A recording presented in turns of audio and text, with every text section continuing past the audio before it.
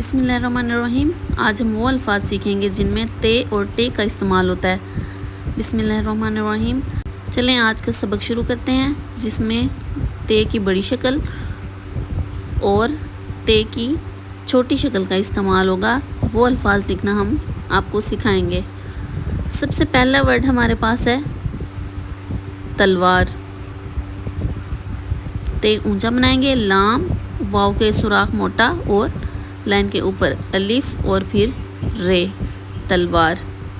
ठीक है, ते ऊपर बनाइए, इसको गौर से देखें, लाम और वाव का सुराख मोटा लाइन के ऊपर, फिर सीधी अलिफ और रे लाइन से थोड़ी सी नीचे।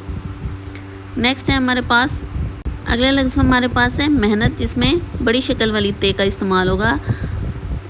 ये हम पूरी शक्ल वाली ते लगा रहे हैं।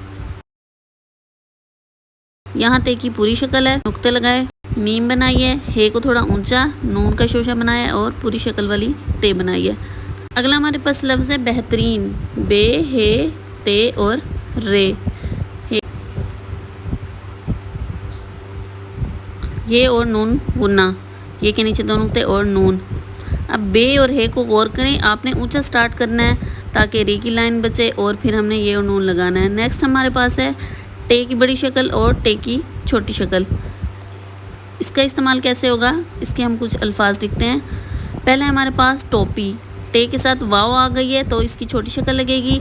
ये बार टो, पे छोटी है, पी छोटी है की प्रैक्टिस आप बार बार करें, इसको बनाना थोड़ा टफ होता है। ओके, अगला हमारे पास लफ्ज़ है मटर। मीम की छोटी शक्ल बनाई, टे और रे, टे की छोटी सी तोएं होती है। अगला अल्फाज है हमारे पास घाट। पहले हम घे बनाएंगे, गाफ और दो चश्मी हे, सीधी अलिफ, गाफ के दो डंडे और टे की पूरी शक्ल। देखें, छोटी शक्ल का इस्तेमाल भी हो गया और बड़ी शक्ल का भी। Thanks for watching. इसकी आप प्रैक्टिस करें और जो वर्ड ना आए मुझे बताएं।